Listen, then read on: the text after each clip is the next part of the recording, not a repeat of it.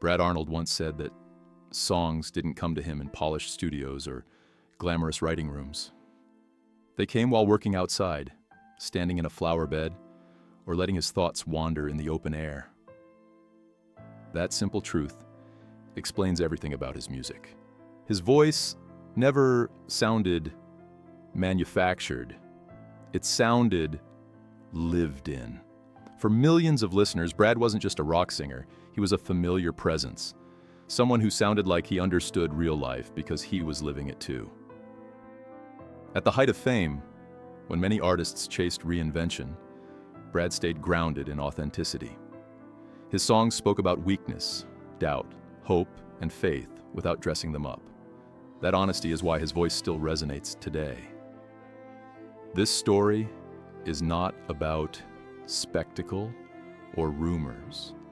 It is about a man whose music came from the soil of everyday life and grew into something that reached the world, the weight behind the anthem. For years, fans have leaned on the lyrics of "It's Not My Time" as a declaration of survival. The song became a lifeline for people facing illness, loss, or moments when giving up felt easier than going on. What few realized at the time was how deeply personal that message would later become for the man who sang it. Life has a way of revisiting its own words. When Brad Arnold faced serious health challenges years later, those lyrics took on a new, heavier meaning. There is a quiet irony in watching an artist who once gave strength to others draw strength from his own creations. Yet that irony never turned bitter. Instead, it revealed something profound about Brad's character. He never claimed invincibility. He only offered honesty, and sometimes honesty is the strongest thing a person can give. Where the lightning first struck.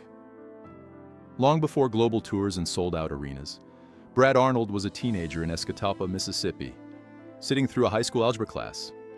While equations filled the chalkboard, his mind drifted elsewhere, forming lyrics about a hero who felt anything but strong. That song, written in a moment of boredom and imagination, would later become Kryptonite. It wasn't born from ambition. It was born from observation, an understanding that even the strongest people carry hidden fractures. When the song finally found its way into the world years later, it connected instantly because it felt honest. It wasn't flashy. It wasn't perfect. It was real. That authenticity became the foundation of Three Doors Down's sound, and the reason their music didn't fade with trends. The lightning didn't strike because of luck. It struck because truth has a way of finding its audience. Becoming the everyman rock star. When the better life exploded onto the music scene in 2000, Brad Arnold was suddenly everywhere. Yet he never looked like someone chasing celebrity. He wore t-shirts, sang with conviction, and carried himself like a man who hadn't forgotten where he came from. Songs like Loser and Duck and Run transformed personal insecurity into shared strength, making listeners feel seen rather than preached to. Brad became an unlikely symbol of rock stardom, a frontman without excess, scandal, or pretension. He was the everyman rock star, and that was precisely why people trusted him. While the industry shifted around him, he stayed rooted in sincerity. The success wasn't just commercial, it was cultural. Three Doors Down became the sound of a generation, not because they tried to define it, but because they reflected it. When the dream carries a cost, fame has a way of distorting reality, especially when it arrives quickly. For Three Doors Down, relentless touring, constant expectations, and life lived out of suitcases slowly took a toll. Behind the applause and bright lights were long stretches of isolation and exhaustion. Brad Arnold carried the heaviest burden as the face of the band, absorbing pressure that never fully showed on stage. While audiences saw confidence, the road demanded sacrifice, physical, emotional, and personal. The transition from small-town anonymity to global recognition leaves marks few people see. Over time, cracks formed beneath the surface, hidden by professionalism and routine. This wasn't failure.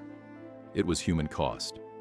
The mountaintop often looks glorious from below, but the air grows thin at the summit, and Brad was learning that survival required more than talent. Losses that changed everything. As the years passed, tragedy struck the foundation of Three Doors Down. The loss of guitarist Matt Roberts, a childhood friend and creative brother, left a wound that never truly healed. He wasn't just a bandmate. He was part of the shared dream that began in Mississippi. Another blow came with the unraveling of bassist Todd Harrell's life, reminding everyone how fragile success can be. Brad Arnold suddenly found himself carrying the weight of memory, responsibility, and survival. Being the one still standing is not a victory. It is a burden. He had to keep moving forward while honoring those who could not. Each performance became layered with remembrance and resilience. The music didn't stop, but it changed. The joy was quieter, deeper, and edged with grief that never fully left the stage. Choosing light over a siep.